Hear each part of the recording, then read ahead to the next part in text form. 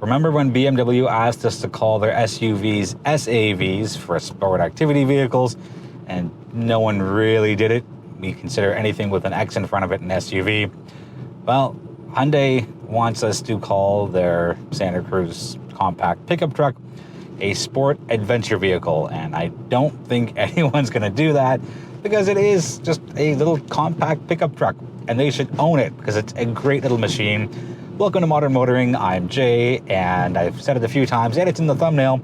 We're with the 2025 Hyundai Santa Cruz. It's been refreshed for this model year.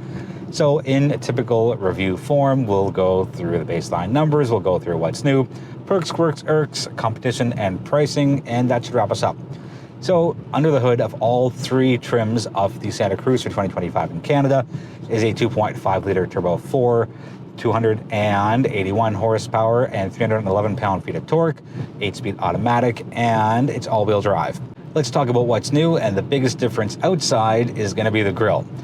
Gone are the softer lines, and they're replaced with very hard lines, and there's stacks of rectangles up front, and your low beams, high beams are just below that, and it's separate little housing.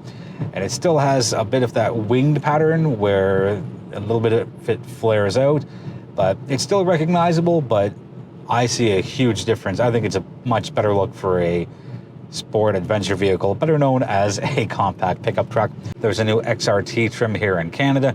This is not that, this is the Ultimate. I was supposed to have the XRT, but plans got changed around. Other changes include the steering wheel. There are, I mentioned, 2 different exterior colors, and there's towing mode now, which helps. And well, it's a pickup truck, and you can tow up to 5,000 pounds with it, so there should be a towing mode with it.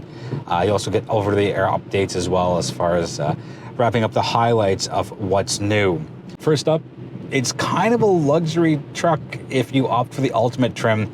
You get all the bells and whistles. You get this cool backup camera that gives you that 3D surround look. You get the blind view monitor. You get your heated seats. You also get your cooled seats as well. It feels not very truck-like. It feels more like a Tucson on the inside, and they're close as far as what they can do. I know one is a bed and one doesn't. They're generally the same size, but a big perk here is how Hyundai's done up the top trim and really packed so much value in here. It drives really well. It drives like a Tucson drives, so it drives more like a compact crossover than it does a compact pickup truck. And to me, that's what you want in something that's urban-based. You don't want to be, feeling like you're driving this huge, massive truck. So the way Hyundai's put it together with the engineering and the driving dynamics, I think they've done an excellent job in making something that's very urban-centric that still can be enjoyed outdoors and maybe in not quite rural conditions, but non-urban ones. If you're going camping, you're in British Columbia and you're going up some logging roads or whatever it is, definitely a multi-purpose vehicle. The power delivery is really good, and I think it's a smart move to only have one engine as opposed to even 2. There's only 3 trims here. I don't think there's going to be any more. I don't see this market picking up too much, which is a shame, because I think that this solves the problem of people buying massive trucks for tons of money when they don't need it. They may need it sometimes, and I think this is a good sometimes truck for the use of the bed for typical functions of a pickup truck. I think this is a good balance, and cycling back to the driving impressions, it's pretty quick. Again, 2.5 liter turbo 4, power in the high 2s, torque in the low 3s. There's no problems getting onto the highway. There's a lot of power when you need it, and it feels sturdy and secure. Next up is cargo space, and in addition to the bed itself, there's underfloor storage in the bed. On each side of the bed, there's small little storage bins as well. You can lift up the seat bottoms in the second row, and there's not a lot of storage, and the jack lives on one side, and there's a decent amount of space around the other. Center console also has a fair amount of space, and there's a little shelf here. I love shelves in vehicles. I think they're so handy and they're so useful. The interior, very modern, very good looking, The old one wasn't bad. I think it was very time period specific, but what I find here is that they've done a really good job in modernizing it. Yes, the 2 screens, 1 panel really helps. This big bin just beneath the HVAC system for the wireless charging here on the top trim, and just the overall feel of the cabin, very upscale, and I think it might actually sell some vehicles for them.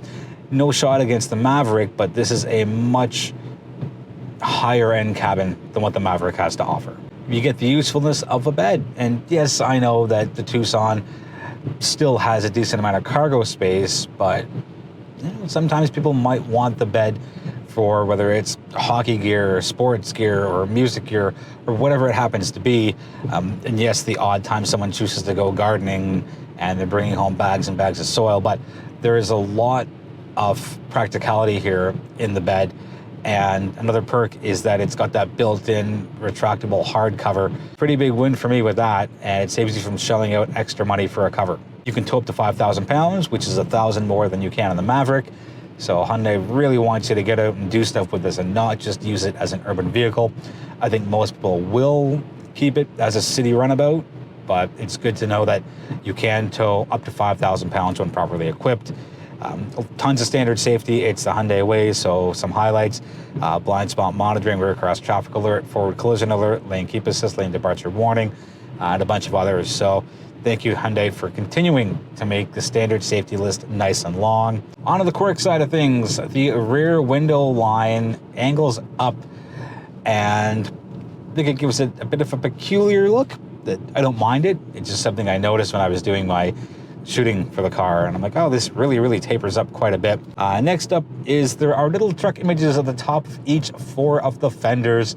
We all know it's a truck, and I think it's a cute little move to just add that in there. This is the biggest quirk for me, and it's the Santa Cruz itself. Hyundai is not known in North America for being a maker of pickup trucks. Ford kind of has that crown locked up pretty well between the F-150, the whole F-Series for that matter, and the Ranger. So it made sense for a small, compact pickup truck to come from Ford. But I recall when this first came out, it was really quirky to me. I'm like, why is Hyundai doing this in a market that loves their big, massive pickup trucks, and even the Ranger-sized pickup trucks? The Ranger, the Ridgeline, the Tacoma. So a little quirky that this Santa Cruz exists at all in North America. This could have been an Irk, but I'll call it a quirk. There's no sunroof on the mid-trim preferred. Top trim Ultimate does get it, and the XRT trim, which is their off-road inspired trim, that gets it. I think it's a little on the quirky side because they could have just saved some cash by keeping all of the roofs the same. Onto the Irks side, and there's only a couple, the biggest one being this is gasoline only. We know that Hyundai knows how to make hybrids really well, and we know that Hyundai knows how to make plug-in hybrids really well. It's a little puzzling as to why there's a gasoline-only version of the Santa Cruz. I think they'd be better served if they made it hybrid only. It might be a waste of resources to make it both gasoline and hybrid. I think maybe looking into Toyota's playbook, where they've made the Camry hybrid only, I think that might serve them well. And the second one, it's a very cosmetic Irk, but I just don't like it. The front turn signals are in the shape of arrows that point inward instead of outward. They're way at the bottom instead of being in that main light housing assembly. Just like Mini had those weird turn signals around the rear that were arrows that faced inward, same thing here. It wouldn't be a deal breaker. You still get your side markers. Vehicles are getting bigger and taller, and I feel turn signals should match that and be not below the primary lighthouse assembly. Onto pricing, and there are 3 trims. Let's start with the preferred, coming in at a Canadian MSRP of $41,999. Next up is the XRT, which is their off-road inspired trim, $47,499. And way up at the top is the Ultimate, which is what I have here, $50,499. So can get a little pricey. Not everybody's gonna want to get that XRT off-road inspired trim. And looking at the preferred versus the Ultimate, there's almost $10,000 of a difference. Looking at that comparatively against the Ford Maverick, the XL and the XLT come in at $36,795 and $39,295 respectively. So the Maverick's two lowest trims are less expensive than the Santa Cruz's lower trim at $41,999. So if budget is your thing, but you know you want a compact pickup truck, well, one of the two available in Canada, that's a bit of a point that could be held against Hyundai. I haven't driven the XRT, but I will speak to the price really quickly. Again, XRT is $47,499. The Ford Maverick Tremor is $50,295. So if that's the kind of thing you're looking for and price is a key factor, it's the Hyundai that's going to win out on that side. Overall, the Santa Cruz brings a plenty of value to the table.